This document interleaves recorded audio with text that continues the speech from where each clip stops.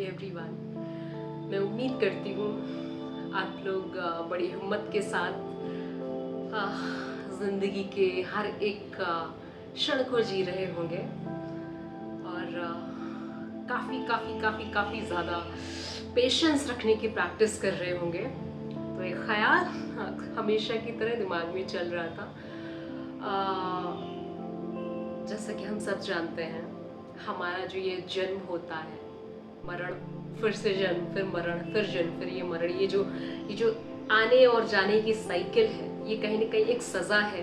ये ज़िंदगी कहीं ना कहीं सज़ा है। तो इस पर 2 लाइन लिखी थी कि सज़ा काटने आए हैं सज़ा काटने आए हैं, बखूबी सज़ा काट रहे हैं। मतलब ये कि हम सबका जन्म देखो अपना कहीं ना कहीं कर्म फल को भोगने के लिए हुआ होता है।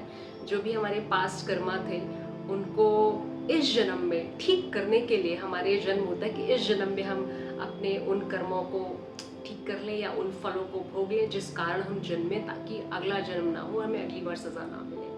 तो सज़ा तो काटने के लिए आए हैं और बखूबी सज़ा काट रहे हैं से मेरा मतलब है कि हर इंसान चाहे वो करियर हो, चाहे वो रिलेशनशिप हो, चाहे वो मेंटल हेल्थ हो, चाहे वो सोशल लाइफ हो, हर जगह मशक्क़त मार रहा है। हर जगह वो कहीं ना कहीं एक सज़ा भोग रहा है।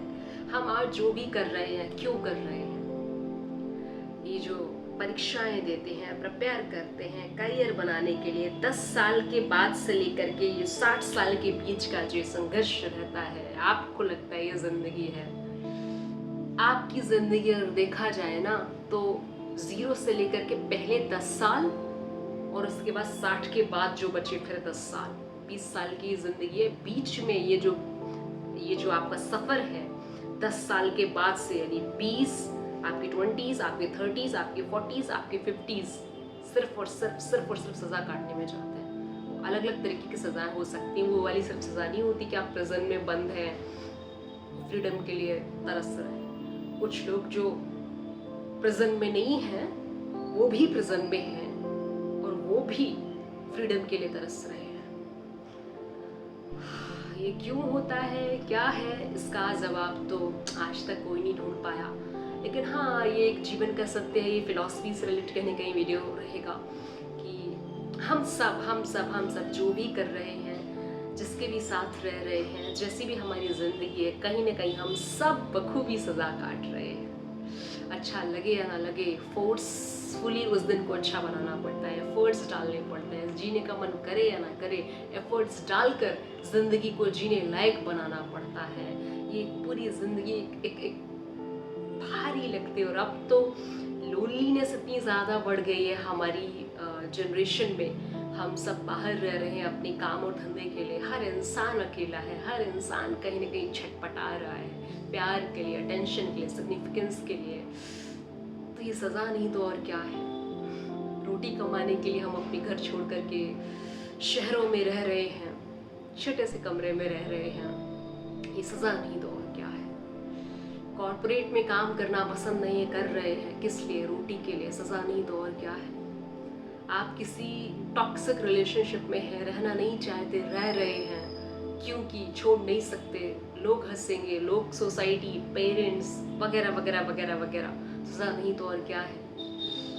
मेंटल हेल्थ के इतने सारे चैलेंजेस हैं, आप उनसे गुजर रहे हैं, डील कर रहे हैं, एग्जाइटी, स्ट्रेस, डिप्रेशन। सज़ा नहीं तो और क्या है? तो बस ये ख्याल था कि देखो, सज़ा काटने आए हैं और हर इंसान बखूबी सज़ा काट रहा है। बहुत हिम्मत रखना है, बहुत साहस रखना है, बहुत पेशेंस रखना है। इस जीवन के सफ़र को पूरा तो करना है, बीच में तो गिव अप नहीं करना है। चाहे जितनी मुश्किल सज़ा क्यों ना हो, चाहे जितनी कठिनाइयाँ, चाहे जितने चैलेंजेस क्यों ना आ जाए, हम अंत तक कहानी पूरी करके जाएंगे। जब तक सांसें हैं तब तक खुद को रोज़ फोर्स करेंगे, रोज़ शो अप करेंगे। जो कर सकते हैं इस क्षण को सार्थक बनाने के लिए वो करेंगे, मेहनत करेंगे। नहीं अच्छा लग रहा, कोई बात नहीं, फिर भी वो काम करेंगे जो काम किया जाना इम्पोर्टेंट है, जिससे थोड़ी सी सार्थकता और जीने जैसा मन करे इस दुनिया में। चाहे वो पीएम हो, चाहे वो हमारे बॉलीवुड स्टार्स हो, चाहे वो क्रिकेटर्स हो, म्यूजिशियंस हो, एंटरप्रेन्योर्स हो, किसी का भी वो काम करने का मन नहीं करता जो वो कर रहे हैं, रोज़ रोज़ किसी का भी करने का मन नहीं करता। किसी की भी लाइफ एकदम वैसी नहीं जैसे आप सोशल मीडिया में देखते हैं। सारे लोग भीतर से फाइट मार रहे होते हैं और अच्छी बात है ये कि हम फाइट कर रहे हैं इस ज़िंदगी के लिए, बहुत अच्छी बात है। मर जाने से क्या होगा, जीने की तरकीब निकालनी पड़ती है ना। ज़िंदगी में बहुत मुश्किलें हैं, माना, जीने की तरकीब निकालो, मर जाने से क्या होगा। इन लाइंस को बोलने से थोड़ी तो हिम्मत मिलती है। चाहे आप वो हेल्थ के चैलेंज से गुजर रहे हो, आपकी मेंटल हेल्थ का चैलेंज चल रहा हो लाइफ में, फाइनेंशियल चैलेंज चल रहा हो लाइफ में, फिजिकली आपको कोई इलनेस है वो चैलेंज चल रहा हो, रिलेशनशिप का चैलेंज चल रहा हो, करियर का चैलेंज चल रहा हो। देखो ये सब कहीं ना कहीं एक सजा ही है जो हम भोग रहे हैं। इन सारी चीज़ों का अंत में कोई पॉइंट नहीं है, कुछ भी पॉइंट नहीं। हम बस यहाँ हैं। करियर मतलब रोटी, मतलब पेट भरना।